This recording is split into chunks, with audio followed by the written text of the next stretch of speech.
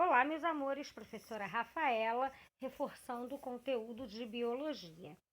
Meus amores, essa semana nós começamos a comentar a respeito do desenvolvimento tecnológico na astronomia e a exploração do universo. Nós vimos em sala e comentamos o quanto é importante o desenvolvimento tecnológico também para a astronomia, porque através do seu desenvolvimento tecnológico foi possível conhecer e descobrir mais planetas, mais corpos celestes, novas galáxias, tá? Então, através do desenvolvimento e da melhora desses equipamentos, foi possível descobrir mais coisas. E nós debatemos bastante isso, mas eu trouxe o principal dos tópicos, tá? Mas esse debate vai continuar. Então, é importante a gente perceber que isso iniciou desde muito tempo, porque havia uma relação de o que acontecia no céu e como isso refletia aqui na Terra, como, por exemplo, a colheita, o plantio. Foi através da observação do espaço que o homem conseguiu perceber que havia uma interferência, tá? Então ele percebia a observação do céu e a influência disso aqui na Terra. E aí, isso foi super importante para que então se desenvolvessem estratégias para explorar e conhecer o espaço. O desenvolvimento tecnológico, ele não é bom só para astronomia, lá, espaço, como se isso não nos atingisse aqui no nosso cotidiano. Foi falado, e vamos relembrar, que um dos exemplos são os GPS, os celulares, os satélites de comunicação. O quanto eles influenciam e interferem no nosso dia a dia. Então, esses desenvolvimentos lá da astronomia têm influência direta na nossa vida aqui na Terra. E aí, por que hoje se pesquisa tanto o espaço? Um dos principais objetivos é descobrir se há vida extraterrestre, né? Fora da Terra. E há uma ciência para isso, que se chama astrobiologia, que quer saber como começou, por quê, se existe toda essa vida no espaço, tá? Então, como começou, pressupõe-se que já haja, né? Então, assim, ela busca responder às questões envolvendo vida no espaço, tá? Mas isso tudo começou, esse interesse do homem no espaço, com a vida no espaço, começou com a ida do homem à Lua. A partir do momento que o homem foi à Lua, ele percebeu: será que tem vida aqui? Será que é possível ter vida aqui? E aí iniciou-se uma busca que a gente está até hoje.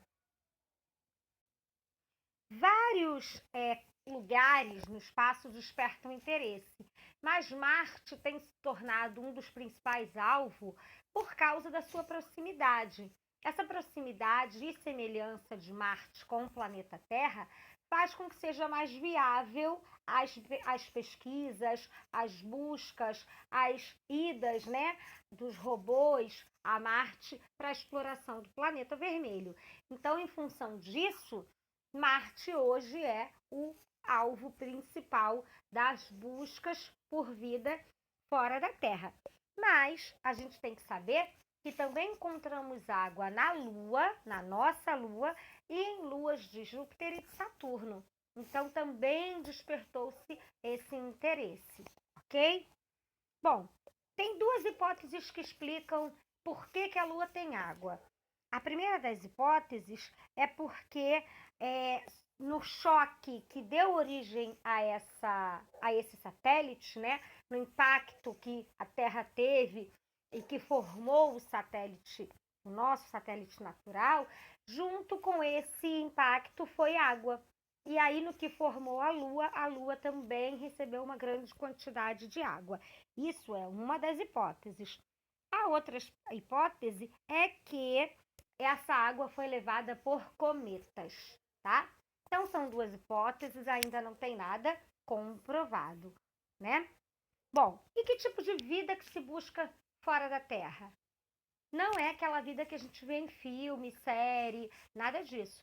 A vida que se busca lá são vidas unicelulares, semelhantes às bactérias. Então, são esse tipo de vida que se procura. Por quê? Porque daí você consegue acompanhar para saber se há um processo evolutivo para a formação de organismos multicelulares, tá? Além dessas bactérias, também procura-se e a composição das substâncias químicas encontradas, por exemplo, no planeta, vai dizer se ali tem condição de vida ou não, porque compostos orgânicos específicos, eles formam vida, eles originam vida, como, por exemplo, os hidrocarbonetos. Então, eles são fonte de criação de vida. Por causa disso, esses compostos químicos também são fontes de estudos, né? De busca. Se você encontra esse tipo de composto em um determinado planeta, opa, aquilo já acende um alerta. Se tiver água no estado líquido, opa, outro alerta. E aí você vai buscando para ver se já teve, se tem ou se tem condições de, num futuro, existir vida, não aquela que a gente está pensando, né? Unicelular. Bom, Marte, voltando a Marte, ele já foi um planeta bem mais quente e bem mais úmido. Hoje, ele está mais frio e seco. E a sua atmosfera, ela é muito rarefeita. Essas condições não fornecem condição de vida hoje. Mas, como ele já teve uma temperatura mais elevada e já foi úmido, acredita-se que pode ter tido vida.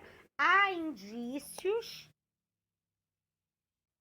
há indícios de que houve vida em Marte e a busca para que se descubra se ainda tem bactérias presentes no subsolo, tá? Por quê? Porque a gente tem água espalhada em Marte.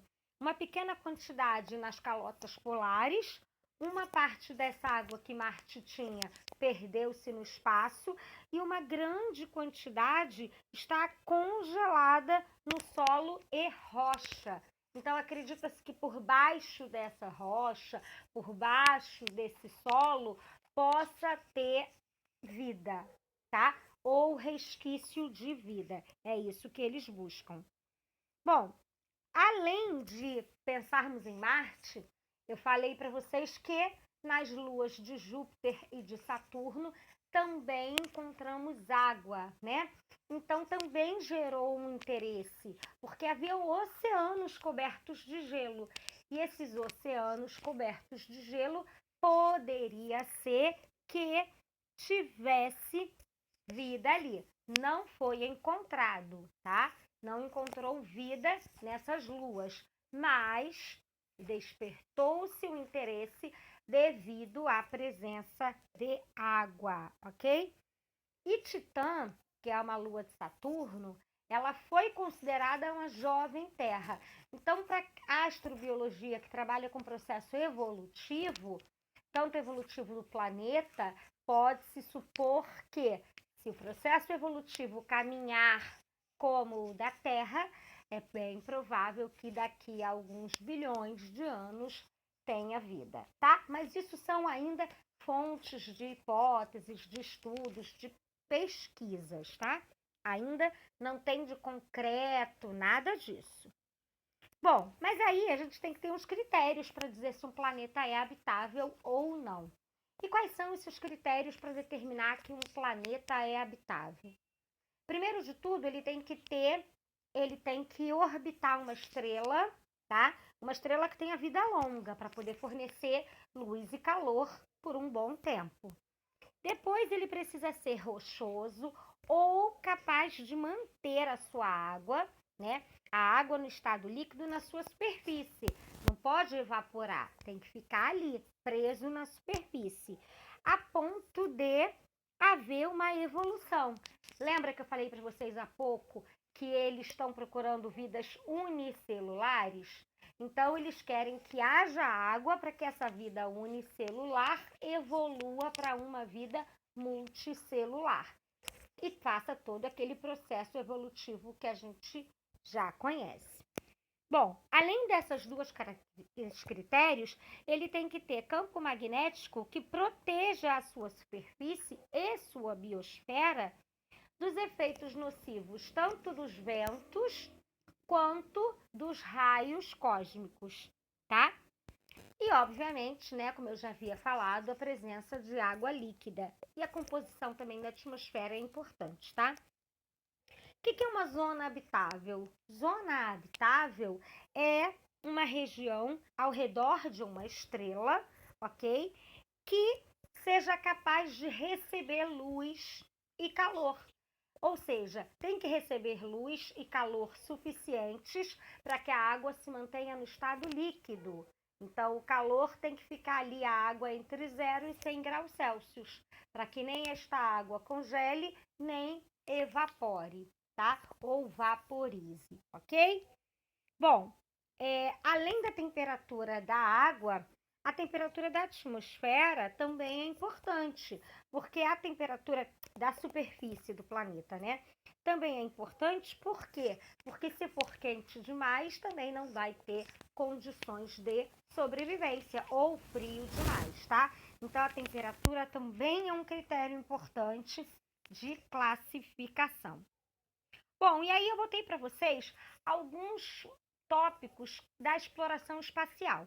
É claro que é muito mais do que isso, vocês têm a linha do tempo no livro de vocês, mas é importante ressaltar algumas coisas aqui. Então, em 1950 foi quando iniciou-se a corrida espacial. Obviamente, antigamente era entre Estados Unidos e Rússia, né? Ex-União Soviética, que hoje é Rússia, tá? Esses dois países, essas duas nações eram potências espaciais. Então, disputavam entre si quem ia conquistar o espaço primeiro. Em 1957, a União Soviética saiu na frente lançando o Sputnik 1, que foi um satélite. Então, ele deu o start. Em 1961, também a ex-União Soviética mandou o primeiro homem ao espaço, que foi o Yuri Gagarin, né? Ele foi em 12 de abril de 1961, a bordo da Vostok 1, para o espaço. Ele deu uma volta na Terra que durou mais ou menos 2 horas. Depois disso, ele voltou e foi lançado por paraquedas aqui na nossa Terra, né? Ele voltou para a Terra, mas foi lançado por paraquedas, tá? Para poder cair no solo direitinho, não se machucar. Em 1969 foi a vez dos americanos. E eles já começaram como? Botando o homem na Lua. Então foi a primeira vez que algum ser humano pisou na Lua, que foram Neil Armstrong e Edwin Aldrin. Foram os dois primeiros astronautas a pisarem em solo lunar, ok? Isso foi em 20 de julho de 1969. Tem a imagem clássica, né? Que eles fincaram a bandeira americana e tudo mais. Por quê? Porque havia essa disputa espacial, né? Quem ia conseguir primeiro. Então, havia uma guerra espacial, né? Entre Estados Unidos e União Soviética. Em 2006, eu botei para vocês aqui o primeiro brasileiro a ir ao espaço. Foi o astronauta Marcos Pontes e ele foi à Estação Internacional. Então, ele ficou lá uns 10 dias em 2006. Eu acrescentei aqui uma data e uma ocasião que não tem na apostila de vocês, que foi agora em 2021, agora em fevereiro, o lançamento da Amazônia 1, do Amazônia 1, que é o primeiro satélite completamente nacional. Lembra que eu falei com vocês? Foi lançado da Índia, mas é nacional e vai monitorar a Amazônia, os biomas, mas principalmente a Amazônia. Então, não tem no livro de vocês, porque foi agora, atual, né? E o livro de vocês vai até 2030, com aquela lacuna lá que a NASA quer mandar seres humanos para um asteroide, né? Em 2025. Mas eu acredito que até 2030 mais novidades preencherão essa linha do tempo, tá? Novamente, oriento vocês a lerem o capítulo, leiam a linha do tempo para que a gente continue debatendo-a, como nós falamos em sala a respeito do acidente da Challenger, né, do ônibus espacial. Então, assim, a linha do tempo mostra outros fatos muito interessantes.